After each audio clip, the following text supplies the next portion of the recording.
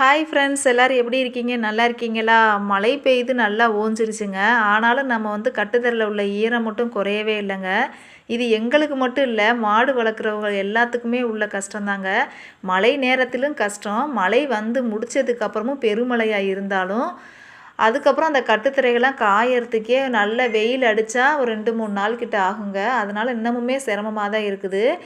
இதில் என்னன்னா, நம்ம சூப்பர் நேப்பியர் வச்சுருக்கோம்ல, அந்த தட்டை வச்சுருக்க காடு எல்லாமே முக்கால்வாசி தண்ணியாக தான் இருக்குது. அதனால் நம்ம அதை அறுத்தும் போட முடியலைங்க. அதனால் வைக்கோல் தான் அப்பப்போ போடுற மாதிரி இருக்குது. மழை காலத்துகளில் மாடுகளுக்கு தான் நம்ம தீவனம் தான் ரொம்ப கஷ்டமாக இருக்குதுங்க.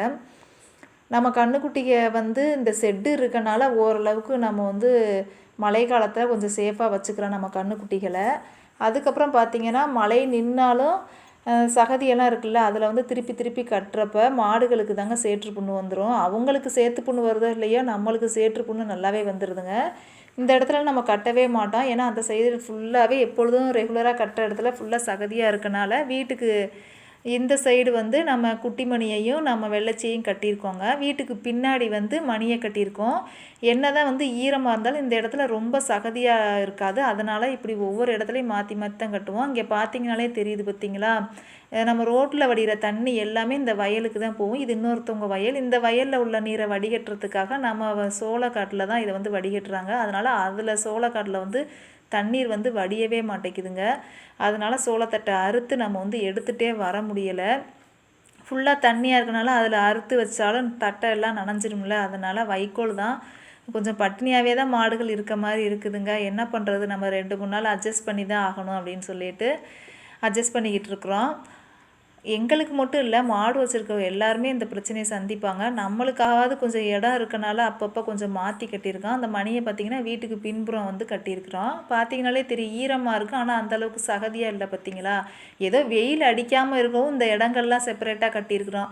இதே வெயில் அடிச்சிச்சுன்னா நம்ம திருப்பியும் பார்த்திங்கன்னா மரத்துக்கு அடியிலேயே அல்லது செட்டுக்குள்ளேயே கட்டுற மாதிரி இருக்குமா. அப்போ இன்னும் சகதியாயிரும். கண்மணியை இந்த சைடு கட்டியிருக்கிறோம். நம்ம ஏற்கனவே சொல்லியிருக்கோம், முத்துமணியையும் பொன்மணியையும் எப்பொழுதுமே மேய்ச்சல் காட்டில் தான் கட்டுவாங்க. அந்த ஒரு மேய்ச்சல் காட்டில் மட்டும் கொஞ்சம் மேடு பகுதியாக இருக்கனால அதிகமாக தண்ணி தேங்காமல் இருக்கனால அவங்கள மேய்ச்சல் காட்டில் காலையில் எந்திரிச்ச உடனே கட்டிடுவோங்க. எந்திரிச்சோடனே இல்லை, ஒரு 8 மணி. ஏன்னா பனி இருக்கனால அதிகமாக எல்லாம் ஈரமாயிடுதில்ல, அதனால் கொஞ்சம் லேட்டாக கட்டிடுறது. இவங்கெல்லாம் கட்டவே இல்லை இன்ன வரைக்குமே. பார்த்திங்கன்னா இந்த கட்டுத்தரைகள்லாம் நைட்டு தான் கட்டுவோம். இந்த கட்டுத்தரைகளை பாருங்கள் எவ்வளோ சகதியாக இருக்குது. இந்த இடத்துலலாம் மிதிச்சிச்சுன்னா மாடுகள் கால் பாதத்துலலாம் இந்த சகதி போச்சுன்னா அவங்களுக்கும் புண்ணாயிடும். ஆனால் அவங்களுக்கு புண்ணாயிடுது இல்லையே, நம்மளுக்கு தாங்க நல்லா சேற்று புண்ணாயிடுது. இந்த ஒரு குட்டி செட்டுங்க, இதில் 2 மாடுகளை நைட்டில் நம்ம கட்டுவோம். நம்ம அந்த பெரிய செட்டில் 4 கன்றுக்குட்டி 4 மாடுங்க மாதிரி கட்டிடுவோம். இதில் 2 தாங்க கட்ட முடியும். இதில் சாரல் அடிக்கிறனால ஃபுல்லுமே நனைகிற மாதிரி தாங்க இருக்குது. கொஞ்சம் சகதியாக இருக்கிற மாதிரியே தான் இருக்குது. இருந்தாலும் இந்த வெயில் அடித்தா தான் இதெல்லாம் காஞ்சிச்சுனா தான் நல்லாயிருக்கும். அப்புறம் பார்த்திங்கன்னா, இந்த மேடான பகுதியிலேருந்து தண்ணி போகுதா, நம்ம பகல் நேரத்தில் நம்ம சப்போட்டா மரம் கொஞ்சம் இருக்குல்ல, அதுக்கு அடியில் தான் நம்ம மாடுகளை கட்டுவோம்.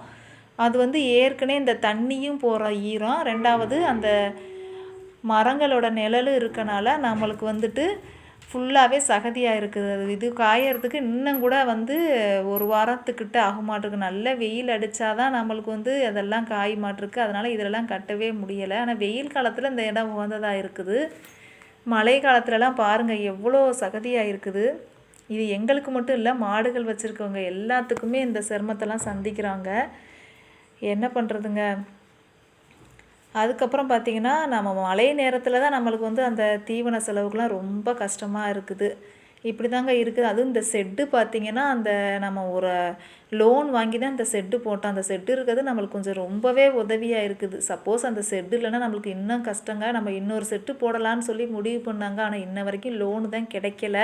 அடுத்து பார்த்திங்கன்னா, அந்த மண்ணெல்லாம் நம்ம இன்னும் கொஞ்சம் எக்ஸ்ட்ரா மேடுபடுத்தலான்னு சொல்லிட்டு ஒரு டிப்பர் 1000ன்னு சொல்லிட்டு 2 டிப்பர் வாங்கினாங்க. ஒரு டிப்பர் மண்ணை இறச்சி விட்டோம் அந்த செட்டில். ஆனால் பார்த்திங்கன்னா, அந்த கழிவறின்னு சொல்லுவாங்களே, அந்த மாதிரி மழை பெய்தாலோ யூரின் போனாலோ ரொம்ப சகதியாக ஒரு மாதிரி கொலன்னு ஆன மாதிரி ஆயிடுச்சுங்க. அதனால் ஒரு டிப்பர் மண்ணை அப்படியே நம்ம இறைக்காமல் அப்படியே ஒரு இடத்துல வச்சுட்டோங்க.